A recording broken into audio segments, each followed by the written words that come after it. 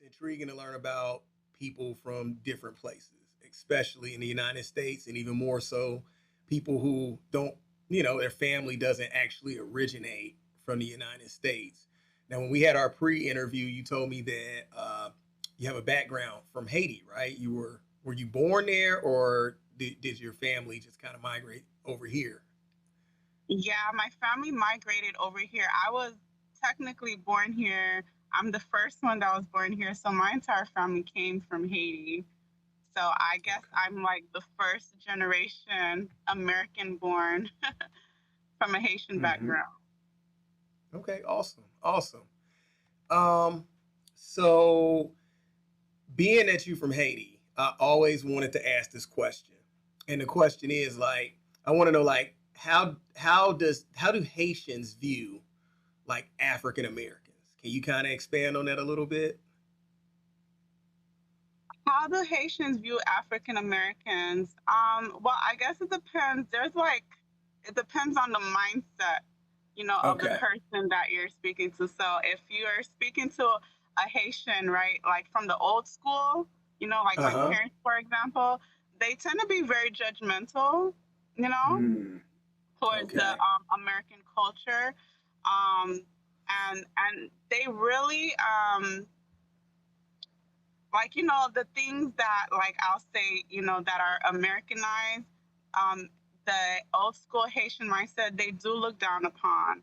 Like they really hold standards to like education, and even when you go to school it has to be something like healthcare law, like something of Mm, that. Yeah. So if you tell you if you have your own dreams that are outside of that, they will look down on that, But I understand because they come from a place of survival, so it's different. right. Yeah, So it's different. Yeah, so is it safe to say when they look at us and from where they had to come from, they almost look at us almost like spoiled brats a little bit? exactly. I can see that though. I don't really necessarily I don't necessarily get offended by that because I can relate. You know what I mean? I mean, for instance, a Haitian person or a person who comes from third world countries would look at our experience here and say, hey, they don't know what to do with the things that they have. I wish I had that. But then on the Yeah, same, but so we'll get upset about that, right? As African Americans. But then the same opinion is relatable when we look at other races, especially Caucasians, right? We look at them almost like spoiled brats to some degree. So it's like the same, yeah, it's like the same thing. So I just wanted to ask that, not to be controversial, but just to actually, yeah, I really want to get that viewpoint because it's something that I've always thought about, and I never had the opportunity to ask someone. Um, and then you could think about it like they're having children that are raised in America. So right. The Haitian kids, they see the American kids and it's glamorizing, Yeah. Yeah. everything is cool, So it's Mm-hmm. like when you asking the younger generation of Haitians that they think everything is cool that the Americans do. They imitate everything that the Americans do. They actually want to leave like the Haitian culture behind, but like yeah, but like the ones that come from the old school is the complete opposite. We that's the one thing I can say about African Americans and the way we're looked at all around the world. We have like this strong influence over culture. I Very. think, yeah, I think it's from the history to the culture that was created once we got the freedom, and even some of the culture that we were able to retain during slavery. We have like this wildly magnetic culture, and I noticed that because even like I just watched something with they had something with like Irish black people, which I didn't even know they existed, Me and neither. yeah, it's a whole thing on like TikTok where like these people who are African descended in Ireland. Well, their descendants are from Africa, but they live in Ireland, and they look just like us, right? But they speak with an Irish accent. That's the thing that's kind of trippy. But I noticed while I was watching that video is like they were kind of giving us a nod, over here in America, like African Americans in America. Like, hey, what's up? We glad that you all notice us. We glad that you understand that we exist, and they even like dress like us too. It's kind of weird. It's kind of Yes, weird. I'm telling you, like, sorry to cut you off, but even if you No, go go to ahead. Haiti, the Haitian kids in Haiti look like American kids in America. Hmm. Yeah. You know, they dress like American kids. They have Gucci, Louis Vuitton. Hmm. It's the it's the blending of like the dress, the hip hop, the different entertainment, the music. Definitely, music is the huge factor there. Music is the huge factor, and it also that type of music also plays not to our benefit here in America. It might play to everybody else's benefit outside, but a lot of that music that we listen to is at detriment to our own people, as you all can probably Um, see. You know what I mean? Because the negative wow. influences behind it. And people don't want to approach that right now, but I think it's a huge thing that probably should be looked at. Um, yeah. So along those lines, being that I know you were born here, so you are an American, but your family primarily being from Haiti. Uh, when people, when you tell people about your Haitian background or something like that, or maybe they say, "Oh, she's a Haitian girl. She has strong Haitian genes in her," or whatever. What's Right. the stereotypes that you have to deal with, like being a Haitian woman, a woman of Haitian Oh, descent? Because it's got to be a little bit different than African Americans. yeah. It's a lot of stereotypes. Like for example, with Haitians, it's a big voodoo culture, right? My family does Mm, not practice that. I was raised to believe in Christ, and that's what I follow. But even in Haiti, there is Haitians in the church that do voodoo. It's a very mm-hmm, pop. Yeah, it's like a very strong thing in the culture. So, then when you meet people of other races, like African Americans, and they say, "Oh," and I say I'm from Haiti, they automatically think, "Oh, I do voodoo," and then I have mm, to explain, no, that's like and I don't like that stigma because a lot of Haitians will say there's nothing wrong with it, but it's a demonized thing, that it's witchcraft. You're, mm. I have, I get that. I have my own opinions on voodoo, but I'm sure you would probably be able to tell me that empirical opinion that you think it is a demonic thing, especially having your Christian background. Because I was going to ask you about voodoo, so I'm glad that you brought that up because I wanted to know what was some of the main religions that you may know of from Haiti. So I'm glad you mentioned voodoo. I've looked into voodoo. I've kind of traced its steps through history. Coming from Africa, being a blend of, I believe, African spiritualism and Catholicism. I think that is the blend of voodoo. I think that's what is the blending components of voodoo. Um, I look at it just like any other religion. I mean, because the funny thing is like if you're not a Christian, then ultimately Christianity views every other religion as voodoo, basically, in a sense, like as not close to God. So Christianity has its own almost like white supremacy ideology behind it, that there is nothing better than it. So I don't necessarily deal with voodoo. I respect it. And I just can't put like a coin on it because it's so many people who practice that around the world. You know what I mean? Um, what else do you have to think? What else? What's your thoughts on that? Yeah, the thing is, voodoo is very deep. Like the thing is, I notice with people in America don't really understand how deep these things really go. And Mm, Africa really is the originator of this thing. Um, like I noticed in America, they glamorize like African spirituality, witchcraft and stuff, make it look like, oh, we're just tapping in and we're in tune with our ancestors. This mm, thing is very real. It's real. But the thing is, people who do this for real,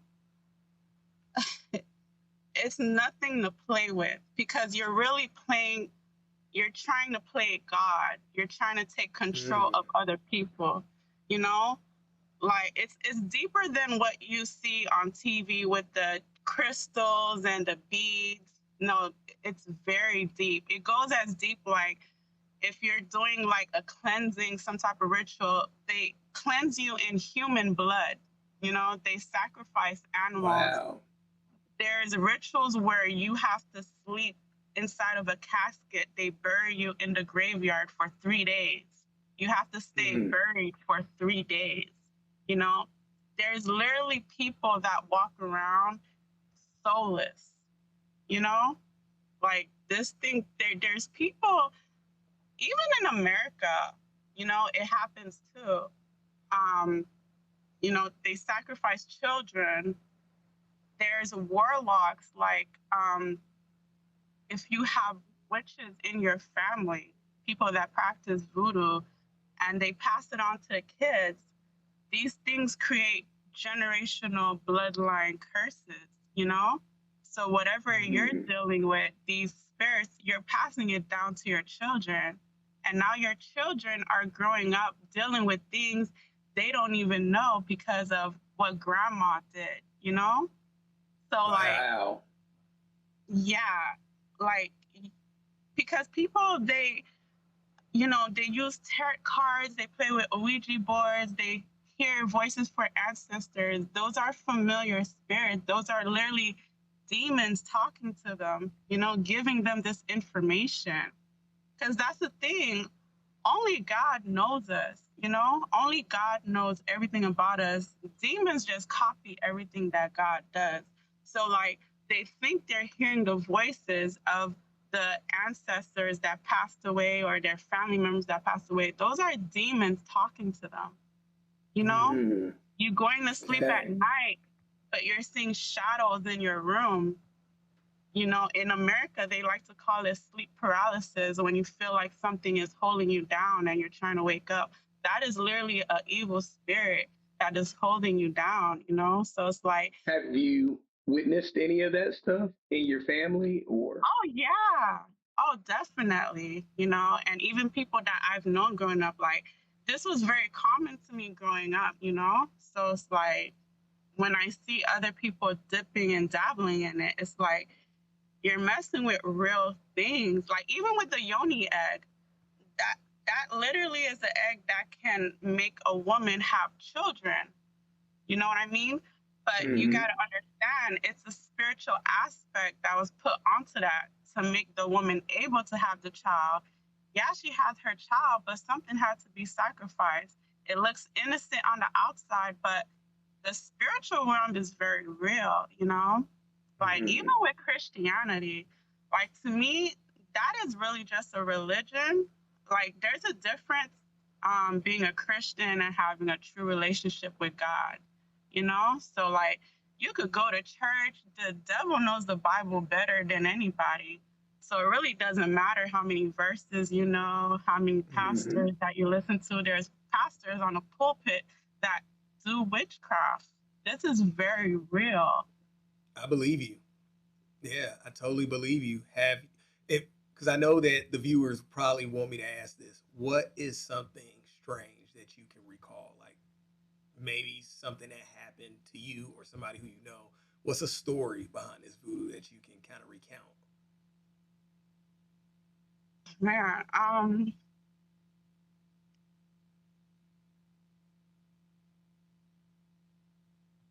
uh, okay, so there was a church that I was going to several years ago. I was probably like 18, 19, and it was like an outside church. And you know, there's a thing called deliverance, like if a person needs to get delivered from, you know, whatever you're dealing with in your life. Because some stuff, prayer is not enough. You need to get delivered, you know. Um, Right. yeah.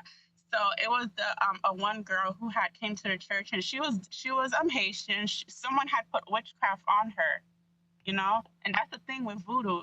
You can literally kill somebody through witchcraft, you know, alone, and no one will be able to say anything. You can't go to the police and say, "Oh yeah, they killed me with voodoo." They're not gonna believe you, you know.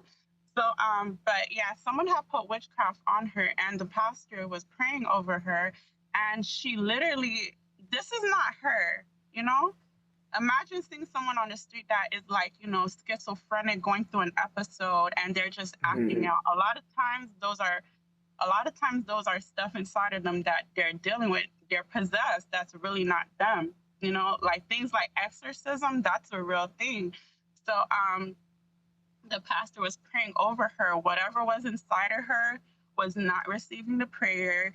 Um, she literally got fully naked, and we were by a lake. She literally jumped into the lake and drowned and died that way. So the spirit that was in her, the whole mission was to kill her.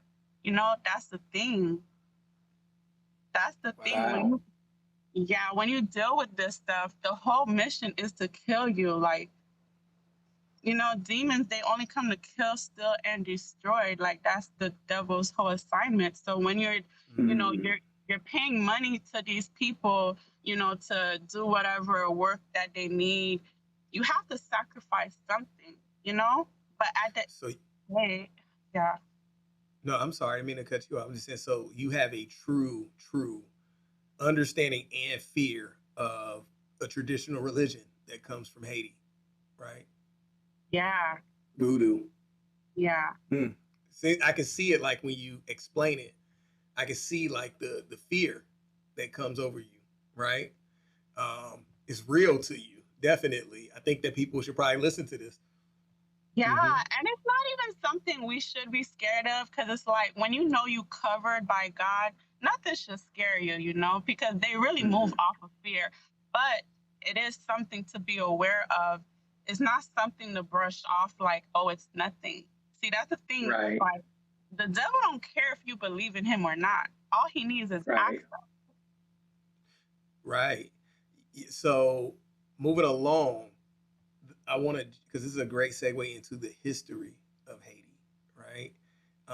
Haiti, I don't have dates with me right now, but I do recall that Haiti was a slave island, right, with mixed slave owners and white slave owners, and the historical figure of Haiti, Toussaint Louverture. I'm gonna mess that name up. No, no, Maybe you did I said say it it? right. You said it right. Oh, Yeah. damn. Okay, yeah, I didn't expect that. Um, so I know that he was a liberator, and he did it by force and brutal force. I mean, the same. He almost exacted and one upped the force that was holding them under bondage, killing every man, woman, and child on that island who was associated to slavery, pushing the whole British force colonies, slave colonies, off of the island, retreating, sending them back with their tails between their legs, and then trying to send another mission back to maybe go against the island again. They said, "Nah, I don't think we can do it." But then that, because of Haiti, and that story reached all the way back to to slavery in America, and many of the slaves tried to revolt as well because it became a trend thing. It was like, wow, they can do it, and we can do it too. So a huge part of our rebellious nature as people, which I think that's a wonderful thing that we have because we have shaped this whole entire country and the planet as Black people as a whole. Our rebellious nature to not give in and not give up. We created um, many contentious points from watching the examples of Mr. Overture, right? And so I really hold him in high regards, irregardless of the brutal actions that he had to take. At that time, they were justified, in his eyes. Nobody wants to be in bondage. So I like to look at Haiti. When I look at Haiti, I look at Haiti from a place of respect, right? But then on the other end of that, I see how Haiti is treated because of what they did. It seems like they are being haunted because they did not fold into bondage, and the world kind of shuns them. They don't have fair trade agreements, if any. They didn't have certain measured protections that other countries, like say, like the Ukraines, right, and other countries in the world who get that protection from the United States and from Great Britain. I mean, matter of fact, I think you guys just gave up like no. What that must have been somewhere else. It was a president that was Jamaica actually who had to give up who fought for their rights to be a free nation not too long ago from British. Haiti, Uh huh. they assassinated the president, like I believe. Yes. Yeah. And Do now you who's running the country? It's a gang. He's a head gang member. His name is Barbecue. You know, barbecue the barbecue gang? he literally barbecues people, Wow. like set them Wow. on fire. Do you think that that was maybe a mission, a CIA thing, like to assassinate that president and to keep that country in turmoil? I believe so. A lot of people believe so. Of course, they will never tell us, but I just think it's because think about it. The Clintons, they love going to Haiti. Oh, they do a lot of witchcraft in Haiti. That's a whole other story. Bill and Hillary Mm. Clinton. Oh yeah, they travel to Haiti all the time and do witchcraft. Oh yeah. What? Oh yeah. Oh yeah. Okay. That's how do you know this? I mean, You you can't know, tell your sources. the it's just the culture. No, but like Haitian citizens see them there all the time. But Mm. Have to look into that. That's amazing. That's something I've never heard before, ever. I've yeah, heard a lot of weird things about Bill me and too. Hillary, especially Bill. And I know a Me lot of things that everybody knows about Bill too. But I didn't know that he went to Haiti and did voodoo. So, hey, the world is a strange place, right? Right? And it's so funny because these politicians are not really much, they know about this witchcraft stuff. Mm-hmm. It's the everyday citizens that's like blind to it, but these higher ups definitely know about this witchcraft stuff. But So, this guy barbecue, huh? no, go ahead. Barbecue. This guy barbecue. This is some great stuff. I like to listen to this because I don't know. I watched the stories, but I've never heard a firsthand account of someone who knows more than that. So, Yeah, I didn't Mr. even Barbecue. like they were real though. It's a bunch of gangs that's running Haiti right now because there's no president. It's Right. literally so. His name is Barbecue, but like Haiti is so bad right now. They're setting fires everywhere. I'm really near the capital. You know, they're Mm-hmm. setting hotels on fires. They're setting people homes on fires. They're just mad. So So, yeah, I'm sorry. I was gonna say anywhere else a coup like that would have happened with gangs, the first world countries would have responded, right? And it's crazy that plays into the conspiracy. exactly. Now you see exactly because Mm. like why are there so many guns in Haiti, but no one is helping the country? Why? It Yeah. doesn't make sense. And this guy barbecue, this guy is terrorizing the people, but that's the guy who is running the capital right now. Like they showed a picture.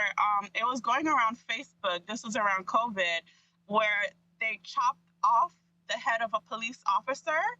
They literally chopped his head off, and they sat it somewhere, and it was burning in flames. And literally, like you see them slapping the head and just cursing, like just crazy stuff, like inhumane Jesus. things. I know. Wow. Do Yeah. you do you think that just as from a biblical perspective that the things that Haiti is dealing with that it is in response to maybe their intentionality with voodoo, the way that they practice? I was just about to say that because one of the ways that Haiti gained our independence, voodoo was used, you know? When the Mm. French, yeah, the French people that colonized Haiti, Haitians used voodoo, to gain freedom. Now, like I said, when the whole concept of witchcraft anywhere in the world, to give something, you have to sacrifice something, you know? Ooh, okay. Okay. That kind of comes together. I think that brings it all together. But at the same time, evil is evil. You know what I mean? The things that these the things that these Christian minded people who founded these our country and who inhabited it, these islands with slavery, they did that in the name of Christianity. Oftentimes, they even to start the slave trade, it started with missionaries going to Africa, preaching the word of God, and Yeah. discrediting other religions, and then using that as leverage along with guns and weapons that were sold, using that as leverage to pull 20 million people overseas so that they could sit back and relax while we did all the work to build this country up. So that is, I can, even though I do have an affection for Christianity, I think that the people who brought it over and the people who teach it, a lot of times those teachings come from very nasty people who practice some form, in some way, shape, or form, voodoo themselves, to be able to use the Bible as an advantage, and to Right. and then let's not forget that it's a lot of people who practice in Christianity and some of those rituals that are pretty close to voodoo, especially in Catholicism. We still have snake churches here. Yeah, because the thing with witchcraft, they copy everything that is created, by God, that thing that God was doing, that Jesus was doing. The concept of witchcraft, they mimic things that are biblical, but leave the name of God out, you know?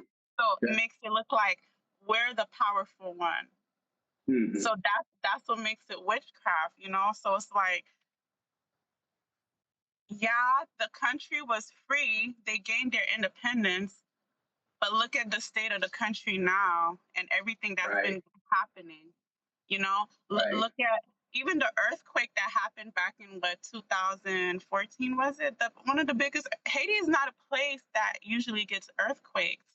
So Right. it's, yeah, and it's like, and then I look at America, right? Even though there's a lot of evil that goes on here, very evil, but the foundation of America was really based on Christianity. You Okay. know, it was based on biblical standpoints. They twisted and turned it and into their own stuff. But the fact that America was founded under biblical standards, Principles. principles, look at the state of our country though. It's not a third world country. you know it's a land of opportunity. People literally come here because they want to get free from the situations, and so like, But you don't think, I'm sorry, I didn't mean to cut you off, but I just want to ask, like, you don't think that that is by design, though? And what I mean by that is, if you use the institution of slavery, right, to create the wealth in this country, and then you strategically dismantle other countries, you got not only Haiti, you have many of Central American countries that were basically the leadership in the country was ousted by CIA. Well known, documented things. You know what I'm saying? Even like the Bay of Pigs in Cuba, right? It was unsuccessful, but it seems as though like this rich, wealthy nation makes a living off of keeping other countries diminished and in third world states. So I mean, is it because of God, or is it still because of evil? I mean, you can sit with gold, and that, you can sit with gold and diamonds, but if those diamonds came from blood, right, are they really valuable? You know what I mean? So I asked that country because I do love our country, but is it as valuable as it seems if it is technically taking away opportunities, from others? it's a good And look, question. yeah, I That is mean, a very good question. Yeah. hmm I just kind of struggle with that myself personally, because I do love the country and I do love the prosperity that it brings to so many people. And we do need a country that is balanced, right? But as you can see, as of recently, and even for a long time, this country is suffering, and it's suffering from a poison. And that poison from slavery, with the opposite of slavery, the master race kind of mentality, this white supremacy ideology is still prevalent, in the country, and then I think even that white supremacist mindset has dripped into our culture, which is why we have the problems that we have. We idealize it from the point of we mimic. I think a lot of our problems in our culture come from mob mimicking. If you think about it, the rap is basically most of it is like mob mentality, narco culture, right? Selling drugs, criminality, and then of course, like white society will look at us and say, like, oh, look at what they're doing. There's some evil people. They don't know how to handle it. But at the same time, even the mob was able to control huge swaths of this whole country for close to 100 years, right? I mean, it was even during World War I, our own government had to go to the docks where the mob controlled the docks and do a deal with them. And one of those deals was I think, to release Lucky Luciano, who was in prison at the time, who was like the mob father, right? So it's all these different thoughts, in this salad bowl of a country we have. The history is just as much of a salad bowl. It's all these contrasting thoughts, and we sit at the end of it as people in society, and we debate, like, it's this mindset that we don't like white people don't like us, this type of mentality. Hispanic people don't like this, but at the end of the day, it's all this confusing history that we have, and it's just crazy. It's crazy. This country is truly mixed up in some ways or forms. I, I find it very interesting, even with the music, because the people who really buy the music is white people, you know? Yeah, yeah, more than anyone. People that are the producers behind these movies and, videos for our culture, for Black people, are white people. Is white people, and we talk about this great, valuable culture that we have created. Sure, we created hip hop that turned into gangster rap, but at the same day, I think we probably created hip hop. Hip hop didn't go that far. Gangster rap went very far, and gangster rap actually, if you had a timeline with gangster rap and the narcotics trade in this country, they would run hand in hand with the violence being in the middle, because it's almost like it was perpetuated to create more confusion in our culture, right? Right. Just like when they drop drugs off in LA, right? Well documented, Contra, right? They also dropped rap off in LA. That's where gangster rap originated, right? They dropped off two things. And you know what? I'm not a hater. I love it. I listen to it, but I listen to it from an adult mindset. It's like a movie, like watching the Terminator or watching a violent movie or a drug movie or something like that. It's just pure entertainment for me. But the problem is our kids don't see it that way. And for a long time, neither did the adults see it that way as well. Which, yeah, I had to grow into this. I Yeah, just grew out of that. yeah. It's like the older you get, the less liberal minded you get, the more conservative in your thoughts and values. Yes. You had, which is why And Trump got in, because we got a lot of people who are kind of getting older, and getting more conservative in their mindset. So I think he got a pass on that to get into office with his uh, crazy ass. Uh, and I think a um, lot of people in the culture are noticing, are becoming that conservative in their mind, because I don't know if you noticed, because sorry, I don't know if you noticed, but even in the music, don't you notice it's becoming a big African influence in the music? Like, yeah. it's Hmm. like people are going back to the Hmm. original, to their roots. They're kind of tired of hearing all of that, gun violence. Even with Hmm. female rappers, it's hard for me to listen to them now. All they talk about is sex. Like, oh my gosh, Yeah. like there's no creativity. It's a market correction. It is a market correction that's taking place in rap music and hip hop, definitely, and you can see it all throughout. You can see like this resistance to what we used to find valuable about hip hop. And you are one, yeah, you're 100% right. You're 100% right. That's and you know what? Here, go ahead. Sorry, that's also happy when the whole Kendrick Lamar thing happened not too long ago. Like, I'm like, finally, someone's bringing real music back. Yeah, that was a philosophical war. That little Yeah. that rap battle that they had, it was more of a it would to me it was more of this is ideology right here, right? Going to war, not just Drake and Kendrick Lamar. It was a fight for where hip hop and rap will stand for the next maybe 30, 40 plus years from here on out. That was the start of that. And by Kendrick Lamar actually uh, flawlessly, I mean, I've watched, I love the Tupac Wars and Biggie Me? Wars. I was all for it. It was great. But I have never seen a tactical takedown of a huge star. Like a Right. huge, that's why I say it was Huge. ideology there, Yeah. because you had all the elements. The ball was in Drake's corner the whole time, The right? He whole had it hands down. And he played into his own demise by not being himself, which was something that he was being accused of to begin with, is not being yourself.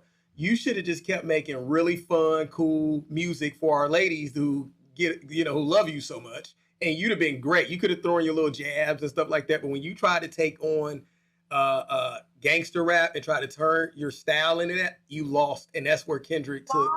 And that's what huge Kendrick was advantage. getting on him about. Culture vulture, right? It's almost like he baited him. Like, I'm going to Yes. talk dirty shit about you, and you're going to bite the hook, and then you're going to attack, and then I'm going to be all over you. It was like a rope a dope. If you know what the rope a dope is with Muhammad Ali, where he acts like he's taking hits, and then all of a sudden, when you tired, when you're exhausted, here he comes with all this momentum that he never used to begin with. Great Yeah. takedown. I don't think you'll ever see any. I don't think you'll ever see anything like that again in rap, ever, Me neither. The ever. closest, like my favorite diss of all time was like the Ether with Jay Z and Nas, but That too. this topped That that to me. whole nother level. Yeah. So I do want to ask you, because you I know you do a lot, and you are into cooking. That's something that you love to do. You sent me a lot of cool videos of these very spectacular meals, and I was looking at them, and they had like a traditional element. Did those meals come from like your background from Haiti? Are those Haitian recipes? I cook all type of things, but I always put like my Haitian flavor on it. Some of them Mm, are Haitian meals, like the ones you saw with the plantains. Um, mm, yeah, like the rice and beans. Yeah, but even when I make other dishes, it's like I still put a mm. Haitian flavor to it. I guess that's what makes it, unique. Right. What are Haitian ingredients? Ingredients. All right, so our main ingredient, we have this thing called épices. So it's pretty much green seasoning. I'm noticing now when I go shopping, I see other cultures have the similar same thing, but they just call it green seasoning. Hispanics use it too, Jamaicans use it. But it's pretty much a green spice. We blend it with herbs like cilantro, parsley, garlic. We put our other little, bell peppers and stuff in it, and we just like mix it in a blender, and it comes out green. But that's our What is it? Can you say that name one more time? What it is? earpiece. Earpiece. Earpiece. There you go. Earpiece. Okay. I hear Yeah. earpiece, but I think you saying earpiece. Yeah. Take Earpiece. out take out the EAR. So earpiece. Okay. Got you. Okay. I have to look at. Okay. What's some other seasonings too? What's some other traditional like elements of Haitian recipes? Our other main thing, we love pickles. I don't know if you like spicy food, but it's like this spicy topping we put on everything. I don't know if you ever have you ever had Haitian food? I may have, because I went to Nassau, so I may have had like something close. Okay. Um, so I think I maybe came close, and I like foods like that. honestly. So I think I maybe tasted a little bit of it. But what's the name of this thing you said it was again? Pickles. It sounds like pickles, but pickles. Pickles. Okay, pickles. All right, never heard of it. And what is that? What is that? It's a spicy topping. Like if you go on my YouTube channel, it's like one of the first things that I made. But we pretty much chop carrots, cabbage. You could put like onions in it. I put onions in mine, and Scotch bonnet pepper. You know, it's supposed to be, yeah, it's supposed to be spicy, so you have to put a lot of pepper in it. And then you put vinegar in it. Vinegar. Some people put lime, and you let it sit. You let it sit, and the longer it sits, the better it tastes. It's like wine, you know, but it's pretty much, yeah, so it's pretty much a food topping. You can put it on anything. You can put it on your meats, your rice, your plantains, but You put on pizza. it's a, yeah, you can put it on pizza. You All know, right, yeah. Well, if you like and we're spicy Americans, so we food, gotta put some. We gotta try it on pizza. oh, yes, you gotta try it on. Mhm. So what are some of these dishes that you make? Can you name them? And maybe Yeah, give a like brief, give a name them, and give us a brief, uh, uh, uh, give us a brief description of them. so. Let's see. One of the meals that I like to make is like the Haitian spaghetti. So we call it Haitian spaghetti. The thing we put, you can put sausage if you want to, but we mainly use hot dogs. It tastes really good. So we use the spaghetti pasta. We Okay, put hot dogs, it hot tastes dogs and really good. spaghetti. Okay, that's new. Hey, you know, now are we talking about good hot dogs, or are we talking about them S-bar things you buy at Save a Lot and all them look like the Oh dollar no, store? Okay, good what kind of hot hot dogs dogs? that you chop up, you slice them up, and you cook it. You fry it and make sure it's like well done. You got to get like that Okay, aroma, that you know. that hot dog, that hot dog water aroma, right? No, You don't put no, the it actually water. sounds great. I got you. I'm just picking on you. Okay, so hot dogs in the spaghetti, Yeah, and but what a lot is of it? people What real don't like spaghetti hot dogs. noodles? Yeah, Is it spaghetti real? noodles. Okay, got you. Yeah, Okay, and wow. and you put, yeah, and you gotta put a hot bonnet pepper in it, a Mm-hmm. Scotch bonnet pepper in it. Sorry, with peppers, onions, and then the tomato sauce. You know, Okay. a lot of Haitians, we love to eat our spaghetti with ketchup. That's just a thing we do. I know, it's just a thing we do. So I mean, you have spaghetti sauce on it, and then you just add ketchup over it too, right? Is that, or do you? Okay, Yeah. well, I mean, yeah. So what's some other recipes? Other recipes, legume. Legume is really good. It's pretty much vegetable stew. You know, it's Okay. pretty much, yeah, it's pretty much vegetable. We take cabbage, carrots. You could put oxtail beef in it, crabs, Mm. shrimp. You know, and then you mix it. You mix it, and it becomes like a paste. And you can eat it with rice, black beans. You know, Mm. Okay. and then we love plantains, like fried plantains. So like if you see how like I like Hispanic, those. yes, we that's like a main thing that we eat. Mm-hmm. So, what's Yeah, your favorite dish to make? a lot of stuff. Cause I don't only make Haitian food. I love Jamaican food. Oxtail is like probably my top favorite thing to make. You know, Okay. Jamaican oxtail. Yeah. Um, I love all type of food like pasta. I'm a big pasta girl. Big Mm-hmm. pasta girl, like Alfredo. Mm-hmm. Um, Okay. So Haitian Alfredo. What do you put in Haitian Alfredo? What is that? there's no Haitian Alfredo. It's an American dish. Okay. So you But you pretty much, said you add your own elements to it. yeah. So I'm pretty much using like my Haitian spices, like the epis, and I'm probably I like to use a lot of peppers in my food. So Okay. yeah, you'll see me put like onions, tomatoes, peppers in my pasta. I like it very saucy. So I'll make it Okay. very saucy. Yeah, that's how I like my I was food. gonna say, don't you put no ketchup on no Alfredo. I'm No. hanging up. It's over with if you say that. Okay. I'm just That's only okay. for Haitian spaghetti. Only Only for for Haitian. only for the Haitian spaghetti. Great, great. Oh, So what do you So with your food channel, what's the name of your food channel, by the way, on YouTube, right? Yeah, Cook with Steph. Cook with Steph. Okay, Yeah. I'll make sure to put that in the description. What's your main goal towards putting these recipes online? What do you hope to do with your channel?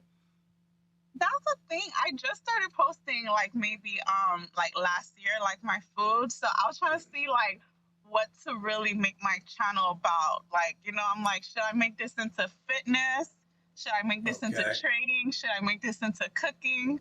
So like I okay, just like picked one thing and I was like, I'm gonna start with this, but I actually do want to incorporate other things, like the things that I sent you, like my fitness videos hmm and trading. I want to right, incorporate all of that stuff into one. I don't, okay. you know what I mean? So but you're not gonna do no like cooking with Kyra stuff, right? That's not what you're gonna do. I'll like The, make the the, whole thing just about cooking. no, like it's that girl online that everybody's going crazy about who did like the cooking. Yeah. So much. I like her. But I was like, why do you like sensual cooking? It's so weird. Like, I mean, it's these days you can do anything, especially being a woman. It's like as long as you guys show apart, then you become like this big fat, and it's so embarrassing to, I feel bad for people's moms and dads, and like, man, what does your daughter do? She gets half naked and she cooks online, right? Like, Yeah, what the I hell? What are we doing here? forgot about the part where she be shaking her butt. I like that Yeah. part. She don't I'm gotta like, I do don't get that. it. She That's what don't I don't gotta do get. all Like, that. Yeah. But that's another part of like something that we just got to get out of our system is this whole provocative type of vocative. mindset. It destroys our little girls. It's a bad example for them. Yeah, and it looks bad because it's like you're only really you're only really popular because you're doing that, you know? Yeah, yeah. Shame on us men. We will let anything just intrigue us.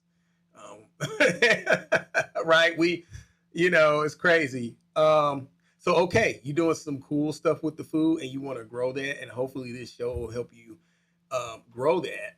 And also, you mentioned the fitness thing. So you do fitness videos too. Do you have like a group that you work with, or do you just do them all by yourself? I noticed the videos that you said were just you, but what's the main component with that? What are you trying to get off there?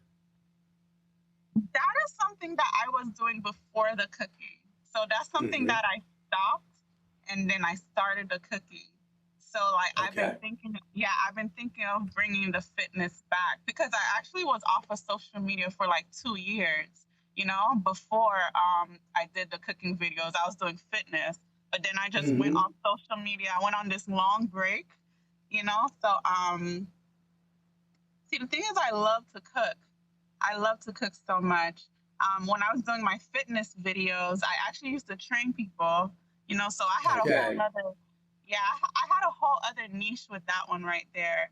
So I don't know if I'll go that deep into it again as far as training others, but I do love to inspire people. That's the thing. I just love to inspire and encourage people, even if it's through cooking, fitness, whatever.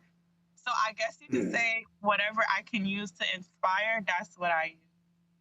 Okay. Okay. Fair enough. Fair enough. I hope that channel just continues to grow, and that it takes off for you. It's great to see people doing things in an organic way. Which, as you know, my show has like certain principles to it. I try to uphold, um, and I try to do things that are exempling or modeling good behavior. People doing things the right way instead of some woman shaking her butt or something, or some dude pulling out guns. And I try to keep to that as much as possible. So it's great to see a black woman doing something positive. You're serving God. You seem like you're very deep off into Christianity. And that's really cool. So I think that's outstanding. And I hope that channel grows, and I hope that people support it. And that's Cooking with Steph, correct? Yeah, cook with stuff. Yeah, and that's the thing. Like with cooking, I didn't know how far I could really get with that. So when people started like actually liking my content and commenting Mm-hmm. on it, that inspires me to be more consistent with it as well. So like, I even tried to go to culinary art school, but that's a whole nother story because they didn't offer me financial aid, just loans, Right. and I don't want to take on loans. Yeah, we got a pay and play society, and that sucks. You know what I mean? Uh, Yeah, definitely. So you so you cook, but what about cooking these books? Because you are into stocks, right? You are a stock trader. And that was so you do a lot of things: fitness, cooking, stock trading, a Christian crusader against voodoo. You do a lot of things, right? So what's up with that? oh my gosh. I guess I just, I like a lot of things. But yeah, with trading, that's something I started actually back in 2019. I got introduced to it in 2017 by someone I knew. Mhm. But because it was so new to me, I never dipped in any type of stock charts or whatever. It kind of Mhm. scared me, like, what is this? So I just didn't really care for it. But in 2019, COVID hit, and that's when I had my son. I have a 7-year-old son. So, like, it's something about once I had my son, I don't know, it's like I just went back to my mind went back to the trading, Okay. yeah, now I became interested in it, right? So,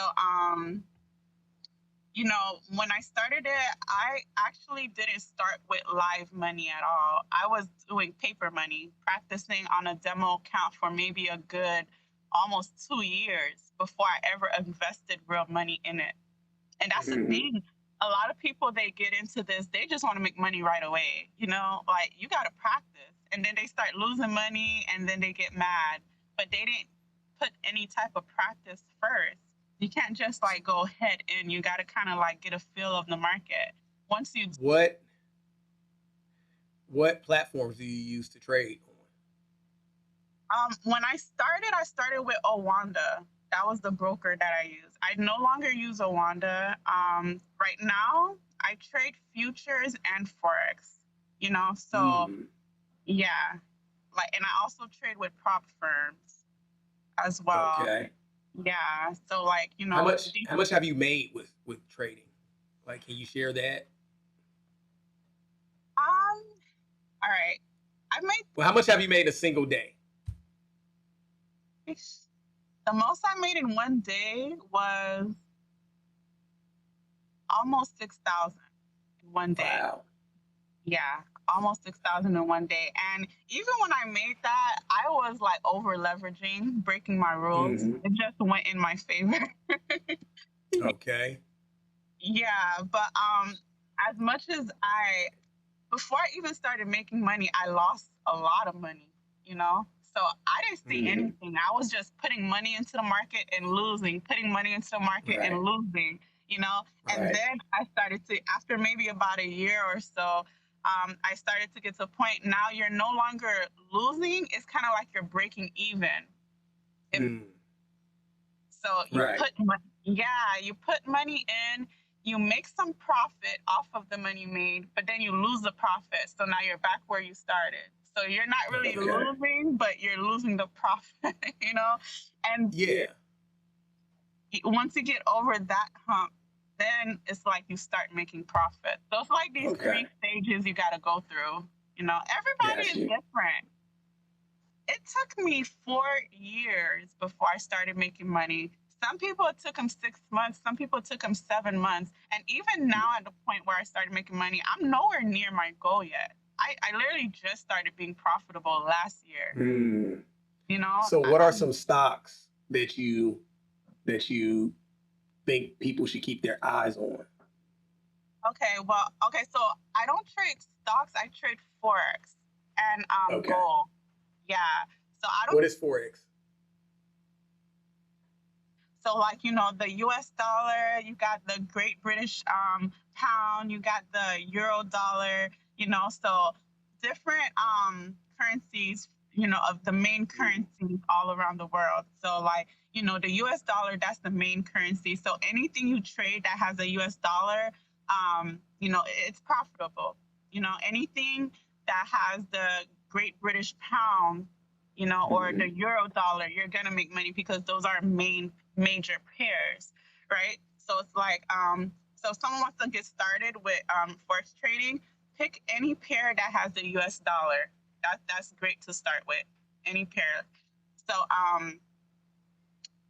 yeah, so I was doing that for a long time, but now my main thing that I trade is gold. Mm. Yeah, I mainly just trade gold. I also trade indices. Indices, for anyone watching, it would be pretty much like the top 30, you know, main companies in the US market together in one, you know. And what's the name of that again? You have the Nasdaq 100, so that's the top Okay. 100. Yeah, you have the US 30, that's the top 30 companies. You have the S&P 500, you know, and then you got gold, you got silver, you got platinum, you know, all that stuff. But when you start trading, it's best to start with currencies because they move slower. You know, once you start Mm. tapping, yeah. So it's good for a person that's starting because if you start with something like an indice or gold, those things are very volatile. You know, they move very fast. As much as you can make, that's as much as you can lose, just like that. Wow. Yeah. So it's like How do you you gotta. lose? I mean, do the like so for instance with gold, does the Mhm. industry does like say like you're trading with a certain gold firm or whatever, does that firm is that firm actually losing or is it just going through like a cyclical kind of thing where like you'll lose money for 5 years until it gets back higher again? Or is it like what's happening that makes it so volatile? Yeah, I think the way you're explaining is like how stocks work, but this one is different. You're pretty much trading in real time, like right now. So you're in and out the market. You put your money in, you could trade for like 5 minutes, an hour, be out the trade, make Mm-hmm. your money, you're done for the day, you know? Or Mm. you could choose to hold your trade for maybe a day. Some people do it for a week, you know? Once you get into that portion, it's called swing traders. Swing traders, they hold their trades for weeks at a time, you know, like that. Me, I'm a day trader. Day trader, we're in and out the market. We're not staying in the Mm. market for a long Okay. time. Yeah, we just get in and we get out. So to lose, let's say you get in a trade, you think gold is selling, but then it goes in the opposite direction and starts shooting up buying. Now you just lost your money, you know, because you put Mm, your. okay. I see. I see. Okay, yeah, that's excellent. Wow. Well, that is something that I'm sure a lot of us want to get involved in that, but there is a fear with trading. I mean, I've been sitting on it for a while. Oh, Every year I'm getting into trading and I'm like, yeah, whatever, forget it. But I mean, it's definitely inspiring to see somebody who has went through it. And, I mean, since 2019 and now you're positive, you're in the positive gains. oh yeah. That's something you should tap in on your show. Maybe just make it all encompassing show with stocks, talk about stocks. 'Cause, man, that's some interesting stuff. And the way you explain it is a great way. It's great. Wow. I'm so glad you said that because I always had a fear. I get that all the time. People ask me if I could teach them, but my thing is, I lost so much of it. It's a mind thing. I don't know a person's mind, so I don't want to set them up for failure, you know? Right. But the same way I was taught, I guess I can teach someone else, but it's like, I always had this fear of like, I don't know. I know how to do it, but I don't know if I could teach someone else to do it, you know? Mhm. But just us having this conversation, maybe. Yeah, I mean, some tutorials or something like that. That would be great. So this is the top part of the show where we kind of go into like current events and stuff like that. Okay. Um, and a big thing and this might be right into what we're talking to as far as like with the Haiti issues and situations, immigration, right? We're seeing that, the Trump presidency is basically, I mean, just chasing people out of the country, Yeah. primarily Hispanics. But Yeah. I know that the Haitian community is affected by that too. Those people who are trying to, gain citizen status here. What do you think about immigration with the way that this administration is handling the policies? Like, I get it. You you know, I get you do have to be legal in this country. You have to come here, the right way. You know, I get that. But at the same time, most of these people are fleeing from dangerous situations. So Hmm. you're just bringing them back to where they're running from. And that don't really sit right with me. It's kind of cruel. Yeah, they came here for like a lot of them came from very devastating environments, or they don't have anything to go back to. So instead of sending Hmm. them back, maybe like you're the president, I don't know, create something to help them while they're here, but don't send them back to a place they're running from. They're running from there for a reason. Right, right. I don't see why we can't. Yeah, I don't see why we can't come up with a program to maybe even like share the the people who are coming to this country, maybe work with other countries to place them until we figure it out, right? Because in that way you're just not sending them to prisons back in Venezuela, or yeah, it's kind of crazy. You know, I think, but the good thing is, like, people are saying is though, like, the border is down to, like, a couple percent of people who are escaping into the country, where it was like, it was a time where thousands and thousands of people per day were slipping into the country, and now they've dropped it so drastically to where it's pretty much assumed that the borders are closed and safe now. Yet and still, go ahead. Yeah, that's the thing. That's why I says two sides to it, because like there's a lot of people that did come here and just terrorized everything. We saw it on the Mm-hmm. news. Yeah. So it's like it's a So very does sensitive. yeah, which when you since you mentioned the crime aspect of it, so I know Haitians in America have a gang called, I think, Zoe, right? So pound. Zopan, right? And Yeah, you're in so Miami, right? You're in yeah, Miami, correct? Okay, yeah. so how, like, I know that gang has terrorized a lot of people in the community for a while. Are Yeah, you seeing any of those? Go ahead. it's not like that anymore. It was more like that like when I was growing up as a kid or even before me. But now Mm-hmm. it's like the Haitian culture, it's like it's become so spread out. It's like, yeah, so Mm-hmm. you don't see that anymore, like the Zopound and like the people that are like that hate the Haitians, that want to fight. Because growing up, you get jumped just for being Haitian, you know? Wow. Yeah. I remember one Wow. time, yeah, you get jumped just for being Haitian. Like it was that bad. By black So people or yeah, anyone who was not mhm, Haitian. that's Yeah, unfortunate. yeah, yeah. Are you seeing those people being? Are you seeing any of your people who may be here illegal? Are you seeing them kind of change the way that they step? Are they nervous? Are they hiding? Or are you seeing anybody being deported in your community? No, no one that I know personally. Most of my family are like spread out. Like I have my parents here, my brother here. I have a lot of family in Haiti. Um, Mm-hmm.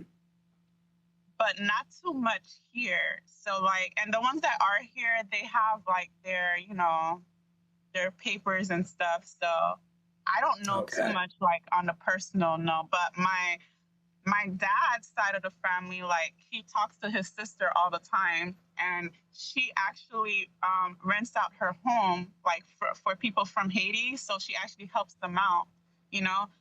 But the thing with that, I think there's a name for that. I'm not sure, but like, yeah, if there's a person here from, that's from Haiti, they can help out people from their own country, have them Mm. come here, live at their home, help them get on their Okay. feet. Yeah, find a Yeah. job and things like that. The way it should be. The way it should be. But the thing is, human nature take advantage of that. Mm-hmm. So people that she was housing, they were taking advantage of her. They weren't really trying to work. just feeding off of Ah, her. okay. Same thing. Yeah, it happens a lot with a lot of people, unfortunately.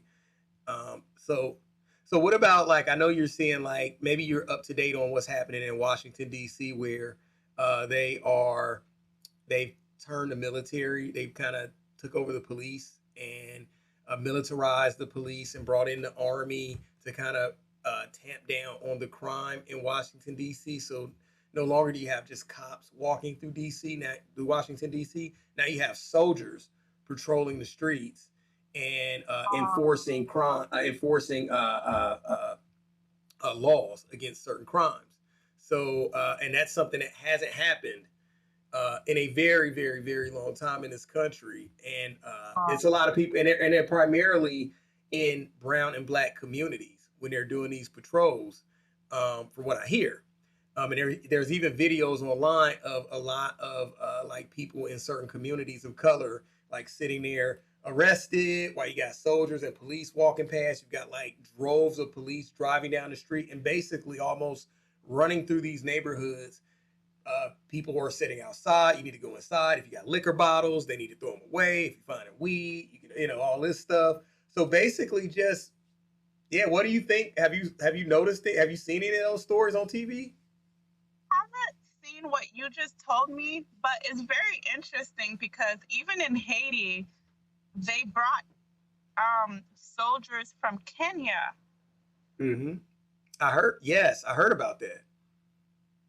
So it's like, and this is the government doing this, so it makes me wonder what's going on. And now that you're seeing that soldiers in Washington are Mm-hmm. walking amongst the people along with the police, so that what is going on? That's very like interesting. I have my theory on it, and this is my theory right here. First time I ever told it out loud is I think it has a lot to do with the up and coming voting that's going to take place. The presidential vote, the midterms, right? Because I feel like if you can disrupt communities that vote, and if you can sit these soldiers in these different African American communities, and most of these communities that they are in, they're not in Republican led cities, they're in liberal Oh, cities. So yeah. if you place strategically these soldiers in these cities and you create chaos, then you're going to slow down the voting box, right? You're going to stop people from going out and voting if you keep these soldiers in place. And we're almost at the end of Trump's first year, and then we're leading into the midterms that'll happen after this year. So if you can start to get Americans comfortable with soldiers walking around in cities, and around those times when it's time to vote, you create chaos, right? Right. I think it's the perfect storm for doing exactly what he said that happened to him when he came into off when he lost his last presidential bid. That he was that there was that basically it was stolen, right? I think he is stealing it in another way. I think he's using the U.S. Way. military. I think he's using the U.S. military to set up another a vote to set up stealing the vote coming up next. I think that's going to happen very soon because he's already done it in California. Now he's doing it in Washington. He's threatening to do it in Chicago. I know he's going to hit New York in there. He's probably going to hit Atlanta, Miami. All of these liberal-led cities get us used to and comfortable with military being there and create chaos. And it's going to slow down people from voting, right? Yeah. Because all he has to do is Because people say, are okay, gonna we're want going to to put vote. yeah to keep down the problems at at the voting boxes. We're going to set soldiers there, right? And then those soldiers are going to police the crowd, and then all you have to do is go with those laws that they put in place, those silly laws that they put in voting facilities, like you can't drink water in line. You got to take this separate. You got to separate. 80s and 70s.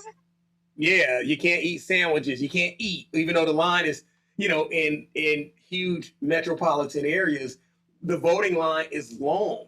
right? It can stretch, Yeah. 2, 3 blocks down, and you Yeah. tell old people they can't eat, they can't drink, they can't do certain things, and then you got soldiers enforcing it, people, and then you're already trying to stop mail-in ballots. I think it's going to create the perfect storm for stealing the election. That's my thoughts on it, and Yeah, I don't I think, agree with that. I agree with yeah, that because even here, I don't know if you heard, ICE, oh yeah, they were trying to arrest the Haitian. The Haitians beat up the ICE. They beat them up. when they making Toussaint proud, still, I see, right? Yeah. Go Haiti. Yeah, yeah, that's what's up. Oh my Y'all some gosh. crazy bastards. I don't even want to mess with Haitian people at all like that. No, yeah. Uh, so, all right. So, what is the state of Black America right now for you? What do you think about State of Black America right now. it? Oh my Mm-hmm. gosh. In this country, I don't think it's good. I don't think it's good for not just Black America, Americans, period. I don't Mm-hmm. think I don't think it's like they're making things more difficult, not just for Black Americans, but just working class citizens. It's like you're either gonna get more poor or the rich are just gonna keep getting richer. But everyone in between, they're making everyone suffer, especially with AI that's taking Mm-hmm. over. I don't know if you heard, but in China, they literally just started making AI doctors, AI pregnancies. I don't even know how that's possible. Where you can have a baby. Yeah, Yeah. yeah, The AI yeah. is out of control. Not even just that. They have something called transhumans now, where you could pretty much design your own baby. Mm. Designer genetics. Yeah. Yeah, I'm not just scared for Black America. I'm scared for America as a whole. Like, what is going on in this world? And then with Black Americans, it's like we just fight each other. Black Americans always fighting each other, and I don't get that because I look at and I think that's the issue, not with just Black Americans, but Black people everywhere. Because it's like that with Mm-hmm. Haitians, it's like that with Jamaicans, Africans, Black people on all parts of the world. It's like we have this thing in our DNA where we just come up against each other. We're so Mm-hmm. divided. We're So so divided. divided. I It, look and at go ahead. You look at who? Go ahead. I'm sorry. Yeah, I look at the Hispanic community, the Asian community, how they just like stick together. But I notice when it comes to Black folks, we come against each other when we're really supposed to. Do you know how powerful we can be if we Yeah. all would come together? Like Yeah. no other nation would be able to like overpower us. We will literally be a force. We will literally be a force, and it's like, man, I wish it But was different. even better to keep us separated, right? I think that's designed as well on many aspects, in many rights, is that there's a designer to some of the problems that we've seen, and we know them. We just, it's reasons why we don't have the connectivity that we should have. It's because it's being disrupted on all fronts. It's being disrupted in the entertainment side of things, being disrupted in our communities. They're still pumping drugs into our communities. How so? They're disregarding where the drugs come from, right? And I always bring this up to people is that in a community of poor people, having millions of dollars worth of drugs that are shipped into it, those drugs have to come from somewhere outside of the community, right? Right. Which is why I Exactly. laugh at American policing on many aspects, because you make a living off of chasing down poor people while you let the people who are wealthy bring in the drugs into the community. And these are white people in suburban communities. And if you really look into it, because if you are only fighting crime and your only look at crime is in the inner city, then that means outside of the city, those people who are bringing the drugs in, who are shipping the guns in, they can reign and do whatever they want to because the eyes are not on them. So if you look at different stories, you see like big drug busts every now and then. They catch a really wealthy person in a suburb, in a rural community, out in the sticks, and they have millions upon millions of dollars of drugs, and they're running a very healthy operation when they're caught. That's because you focus too much on black people and you focus on our communities too much. You don't do the hard work.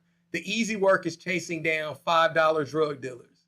The hard work is finding $1 million white collar drug dealers who are supplying that shit and bringing it in. It ain't just Hispanics sending in drugs. And if you notice, watch these shows, like these crime shows, these drug shows, these real shows where they are actually documenting stuff. They'll always have a Hispanic gang, right? Because we know that's where, like, that the drug trade is prevalent, right? In Latin America. It's a Latin American person and they connect with a white person, right? Somehow a white person, and of course that leads in, then they have black people who are involved too, who are Hispanic people, who are Americans who are involved, but it's always a middleman white person they can ship these drugs in the suburbs because nobody pays attention to that. So to me, policing is a joke. It really is, because even when I was in college, do you know how much of these, oh my God, there were more drugs in college with the white kids than on the street in the hood. And do you know how Exactly. do you know how much these white kids are paying for these drugs? Mm-hmm. They are paying hundreds of dollars a pop, and they are going to the hood to get it. They're going to the hood, yeah, and they're bringing it back to the college dorms to sell it to the students. I'm telling you, I would have classmates that would come to school with like Hummers, all type of exotic cars.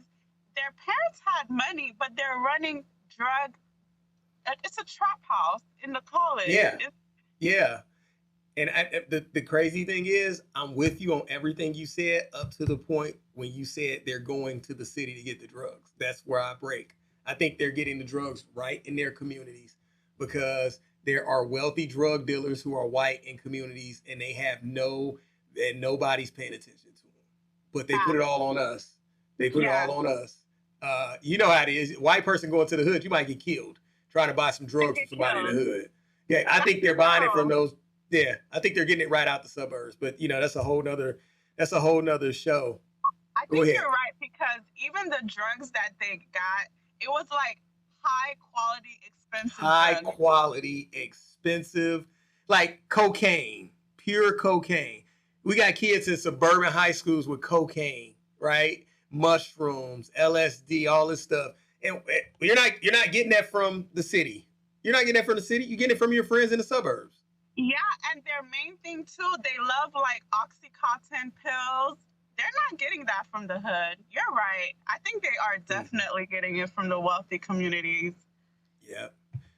Yeah. Well, it's been an amazing show. I've really appreciated all of the time that we spent talking. This has been fantastic. Yeah. So what do you think about the show so far? Was it fun for you? Yeah, it was fun. I'm like, I could really do this. You know what? I'm going to start posting like videos on my channel. Yeah. You did an amazing job. And I think people are really going to be captivated by the discussion that we had about Haiti. I think it's one of those taboo things that people is disregarded. And it's a rich culture. It's a rich country, but it's going through some struggles for whatever reason, right? But it is a fascinating place with fascinating people, and I hope that they can get it together. And raising awareness on this show is a great place to get that started. Showing Haiti some love and support. So, man, it's been it's been a great conversation. It's been excellent. Thank you so much. I really appreciate it. Do you want to maybe, anytime you come back whenever you want to? Do you want to plug your anything that you got going on as far as like your YouTube channel? Go right ahead. You can. Yeah, So right now I have my YouTube channel, my Instagram, and my Facebook. All of them have the same name, Cook with Steph. And the Steph is STEPHH. So 2 H's. So Okay. Cook with Steph. Okay. And do you have an email where people can get a hold of you if they wanted to reach out? Yeah, I do have an email. I'll send it to you so you can put That's it in the fine. description. Yeah, it's called Yeah. fountainofrose@gmail.com. Okay. Great. Do you have any other social media outlets, Instagrams, any of that stuff? Yeah, I have my YouTube, Instagram, and Facebook.